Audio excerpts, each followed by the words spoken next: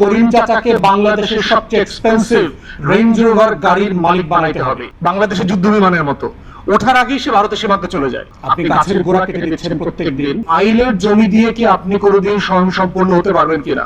সম্ভব না। কিন্তু করিম চাচাকে আপনি 30 কোটি টাকার মালিক করতে চাচ্ছেন না। আমরা যদি খাদ্যে স্বয়ংসম্পূর্ণ হই তাহলে তো আবার ইকুয়ালি আমি খাদ্যে স্বয়ংসম্পন্ন এবং একই সাথে আমি আবার খাদ্য সংকটে ভুগছি, এটা তো হতে পারার কথা না। দুইটা দ্বিমুখী প্যারাডাইমকে তো একটা রাষ্ট্র হোল্ড করতে পারে না।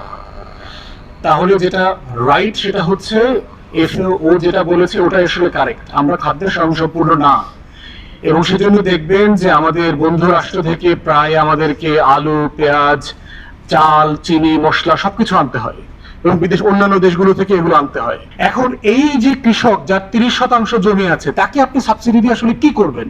সে কি ফলাবে? এই যে আইলের পলিটিক্স, গ্রামে যারা থাকেন, এই যে আইল দিয়ে যে আপনার জমিকে আটকে দেওয়া হয়েছে, এই আইলের জমি দিয়ে কি আপনি কোনোদিন স্বয়ংসম্পূর্ণ হতে পারবেন কিনা? সম্ভব না। পৃথিবীতে যারা কৃষিতে ভালো করেছে তাদের সবাইকে কর্পোরেট কৃষিতে যেতে হয়েছে, এবং কর্পোরেট কৃষিতে যেতে হইলে আপনাকে অবশ্যই প্রযুক্তি ব্যবহার করতে হবে। আপনি ড্রোন কিভাবে ব্যবহার করবেন 30% জমিতে? ও তো ওড়ার আগেই ও সীমান্ত ক্রস করে ফেলবে, বাংলাদেশের যুদ্ধ বিমানের মতো ওঠার আগেই সে ভারতের সীমান্তে চলে যায়। তো এই ক্ষুদ্র কৃষি জমিতে আপনি তথ্য প্রযুক্তি ব্যবহার করতে পারবেন না, ড্রোন ব্যবহার করতে পারবেন না, আধুনিক যে মেশিনারি আছে সেটা ব্যবহার করতে পারবেন না। আপনাকে রাষ্ট্র সাবসিডি দিলেও আপনার কোনো উপকার হবে না ইনফ্যাক্ট।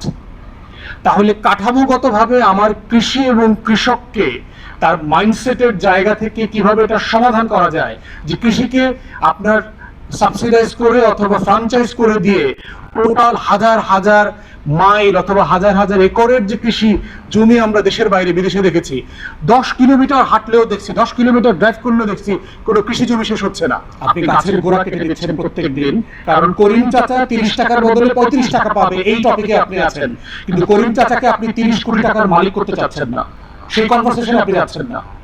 তো যেদিন না আপনি আমার কৃষককে ধানমন্ডি গুলশানে দেখবেন, সেদিনের আগ পর্যন্ত এই রাষ্ট্রের কৃষকের দামের মূল্যায়ন এবং এইটা যে একটা সভরেন্টির পিলার, সেই আলোচনাতে আমরা আসতে পারবো না। অতএব করিম চাচাকে এম্পাওয়ার করতে হবে, তাকে কর্পোরেট ফার্মার বানাইতে হবে। করিম চাচাকে বাংলাদেশের সবচেয়ে এক্সপেন্সিভ রেঞ্জ রোভার গাড়ির মালিক বানাইতে হবে।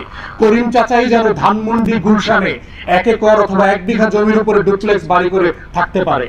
সেদিন বাংলাদেশ সভরেন হবে, কারণ করিম চাচার ছেলেও বাংলাদেশের সভরেন্টির পিলার, করিম চাচার মেয়েও সভরেন্টির পিলার।